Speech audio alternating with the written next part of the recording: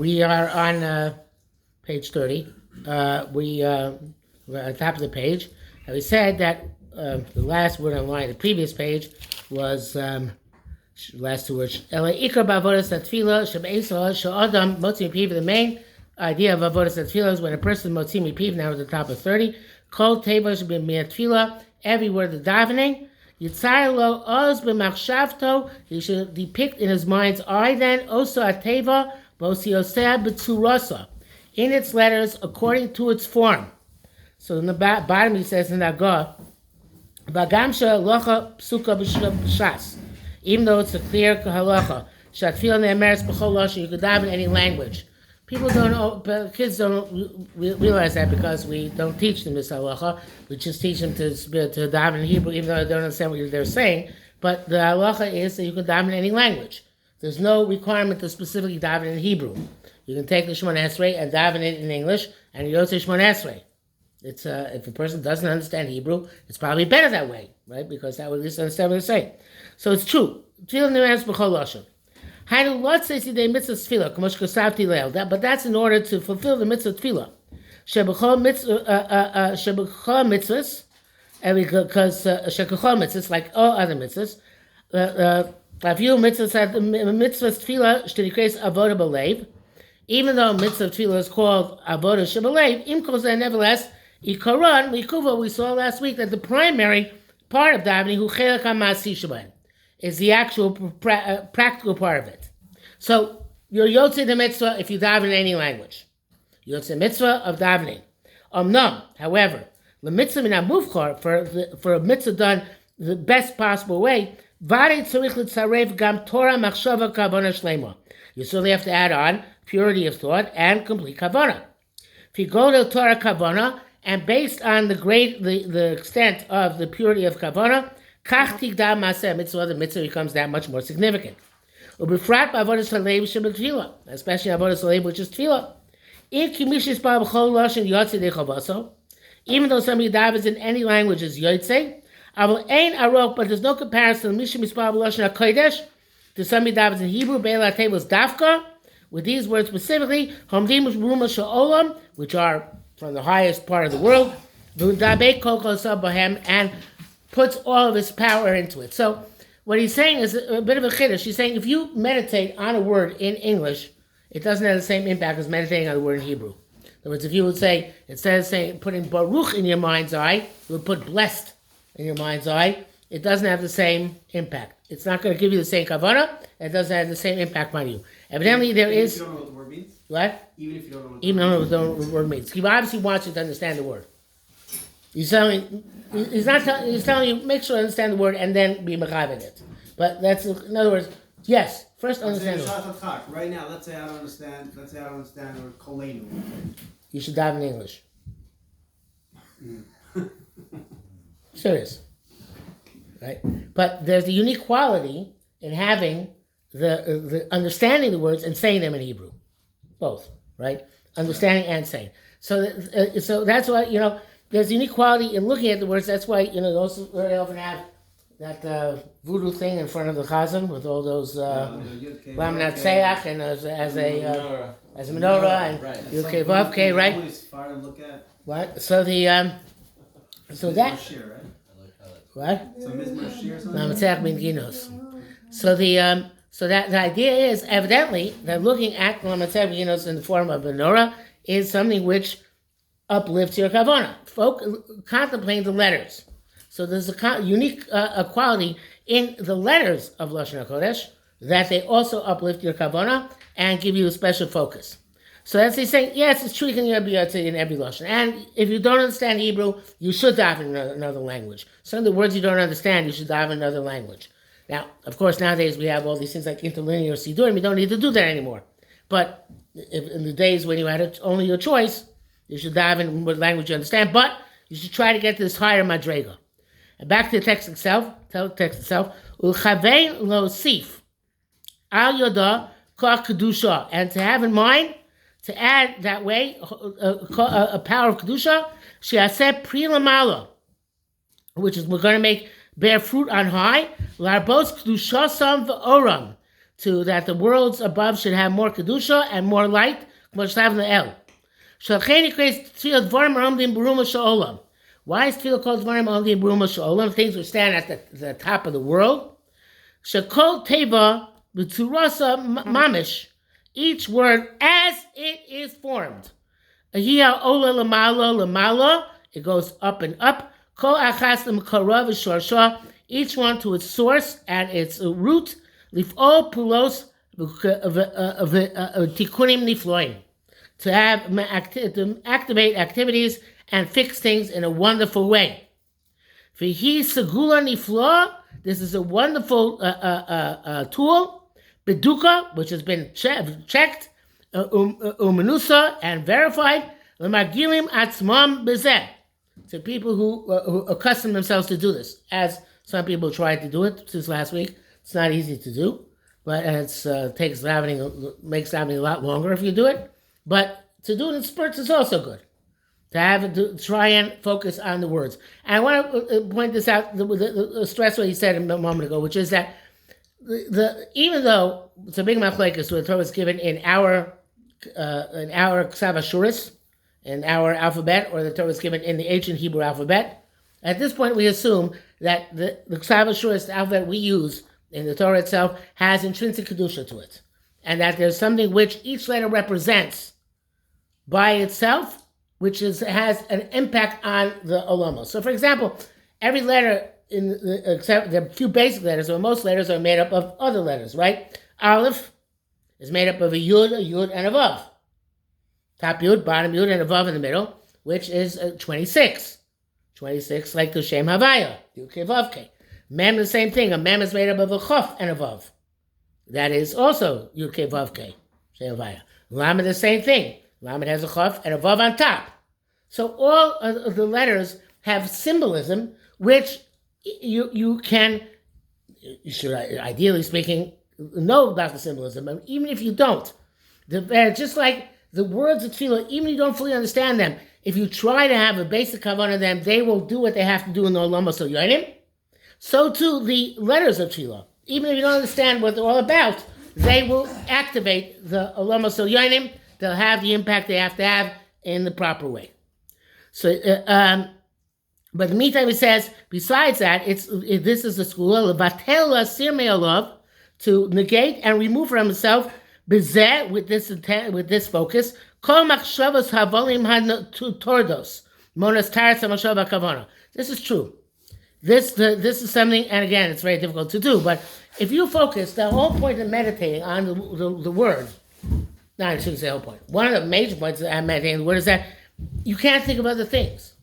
If you fill your mind with the word itself, you can't get distracted. I mean, you can deliberately distract yourself, but while you're thinking of the word, that word fills your mind, and there aren't all the other thoughts which go on during Shemona Esrei. You know, in Shemona Esrei, most of us find Shemona Esrei is very holy for all of us, because no matter who we are, during Shemona Esrei, we're in other worlds.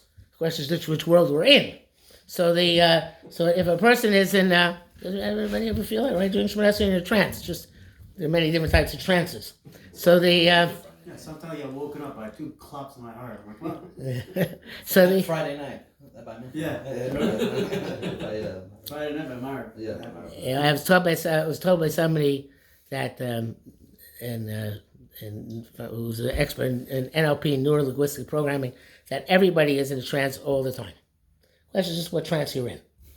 And that the hypnotism is meant to try and manipulate the trance. But trance, and of course everybody knows that when they're driving, they're in a trance. You never can tell how you got from one place to another after you got there. Every morning. All right, it's just like that. Shemona Esrei is the exact same way. So the idea is to what? Some people need a chariot, some people need horses, we need daven. We're all over the place. Very good. And that's who's that? I don't remember. I heard that. Yeah. But this is if you have this focus in your mind, so removes all those machshavos, havolim, all those empty thoughts, hatordos, which distract umonos, taras, and machshava, and impede the purity of thought, v'akavanah, and intent. The more you're going to accustom yourself to this, there's going to be added Tara umachshava b'tefillah. You're going to have more purity and more Torah in tefillah. V'kavod pashtis, and this is a simple level of korbanah. There's no kabbalah involved. There's no profound, complicated wisdom. It's very simple. Just have in mind the word. Okay, now the next few prakim is going to do some of the few basic questions which bother everybody about davening, including why do we have to daven all together. So that's what he's going to explain in the next few prakim. After he gave us the idea of kavanah, now he's going to give us, okay, so why do we have to daven? What are we trying to accomplish? Perek Tezvav. Bo yivur avodas hatfilah shlema shetiyeh manefesh. We're going to explain what an ideal davening is, which is with soul.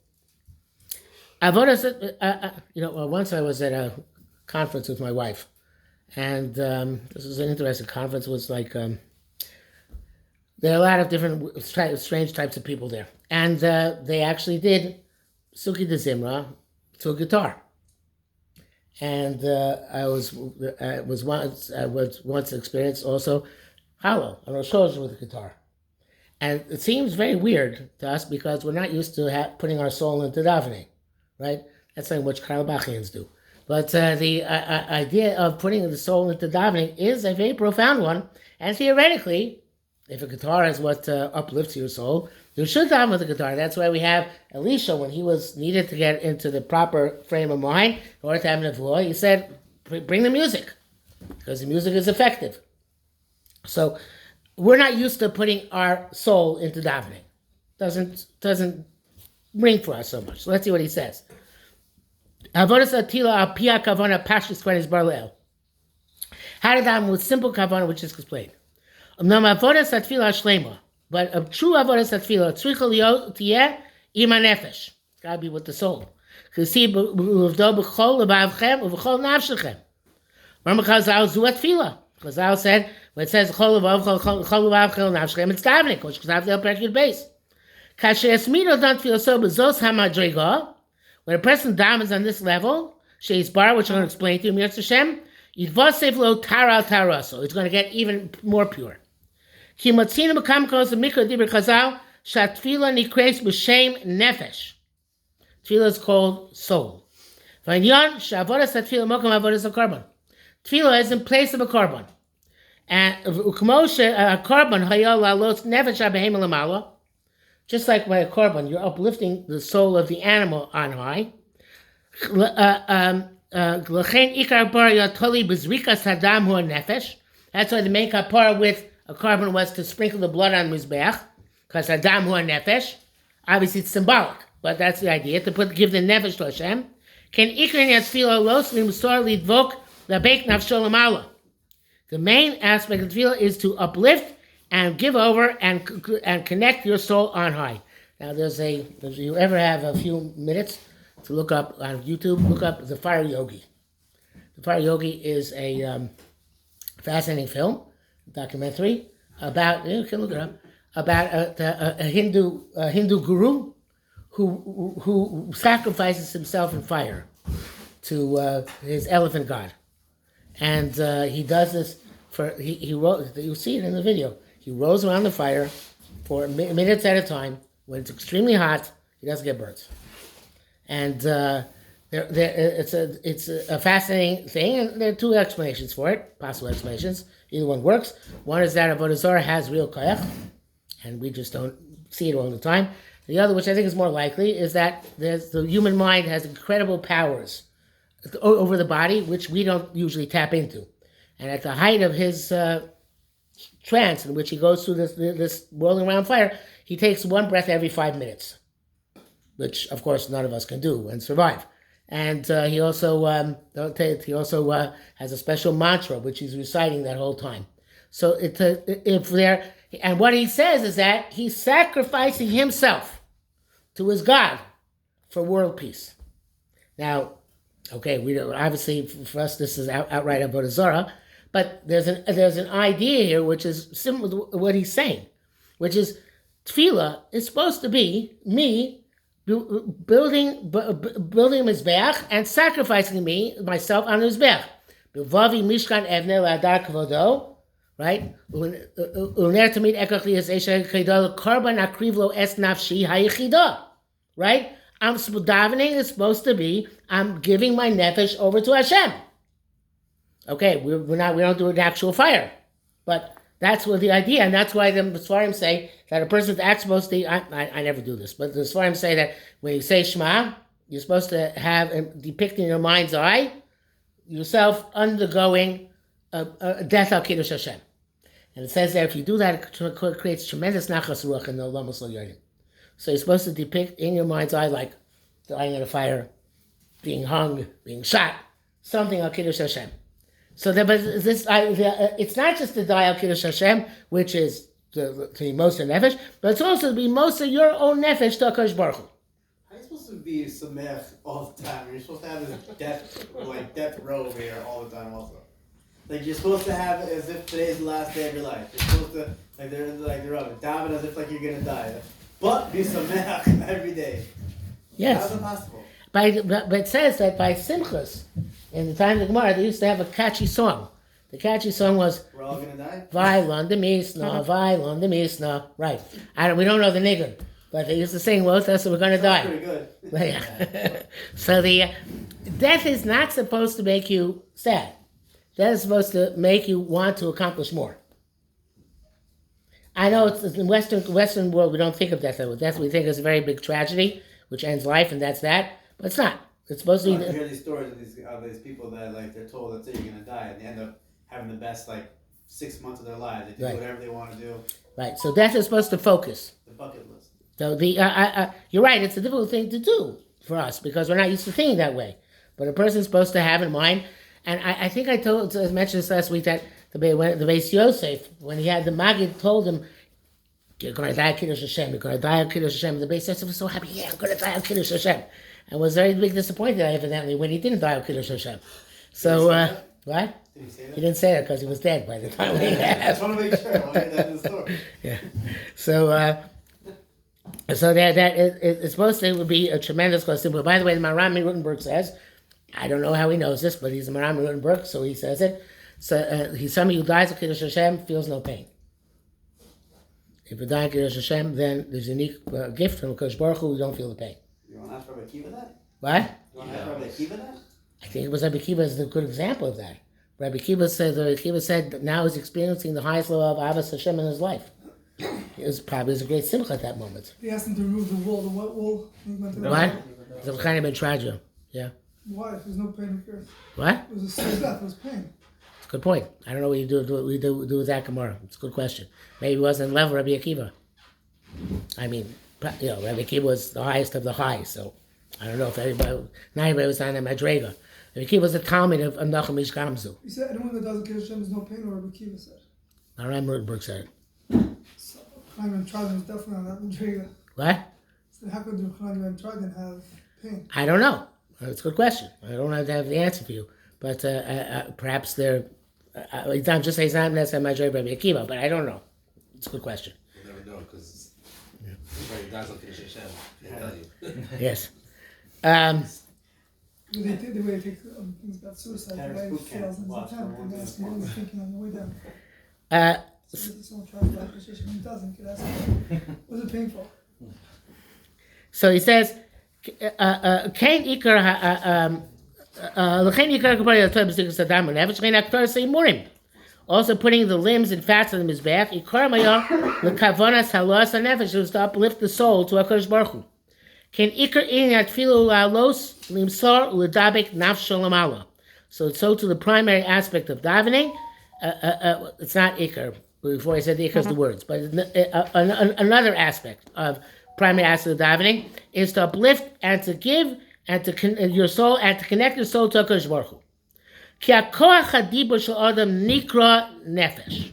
That's an important thing, which comes into later on, where he's going to speak about why we have to daven out loud. So the person's voice is called nefesh. How does he know that? Because the pasuk in Bereshis, it says, and that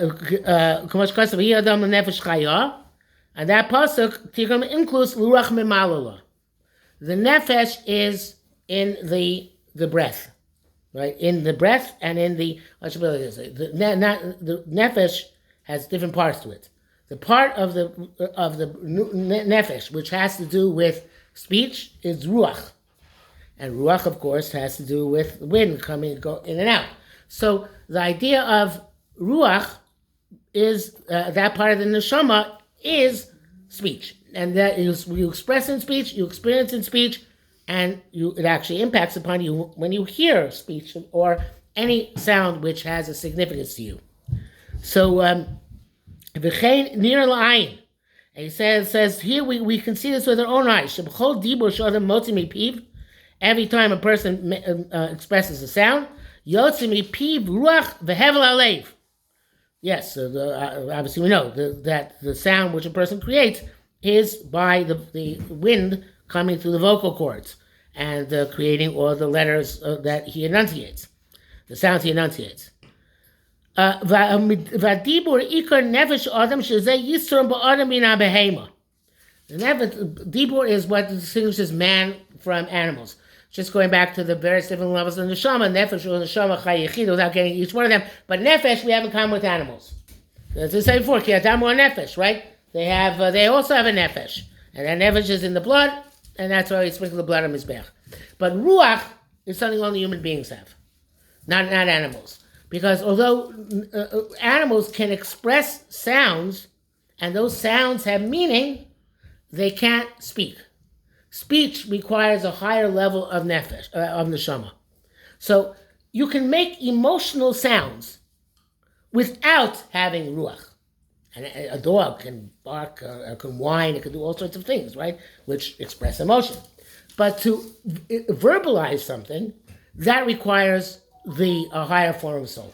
And that is the unique quality of a human being, to be able to verbalize. And obviously, if you can articulate a thought and put it into words, it's much more powerful than just experiencing emotion without being able to put it into words. Okay, so that the davening is, well, let's see what he says. So every word which comes out from a person's mouth, it's from the power. It's a power and a part of his soul. So when he stood down before his creator, should move his body from his soul. What does it mean? You're supposed to remove all the frivolous ideas which run for the powers of the body, which are got over time, embedded and carved into his soul. Shelotia avodas tfiloso rak ba nefesh. This is his avodah should only be with a nefesh. And it's higher rotzah. It's interesting that the Rishonim, when they speak about this, they say tefillah is supposed to be spashtus agashmius. Obviously, we're not holding on this madrega. We're just talking about it. His spashtus is supposed to remove your gashmius from you. It's interesting machlekes, which I forget who says what. What's the best way to do it? Is the best way to eat before davening or not eat before davening? Because if you remove the gashmius by starving it, or you remove the gashmius by feeding it. But everybody agrees that he's bashas the gashmius, so removing the gashmius is what you're supposed to do during davening. So you're supposed to be able to remove those normal day-to-day mundane aspects of yourself and focus on what's underneath.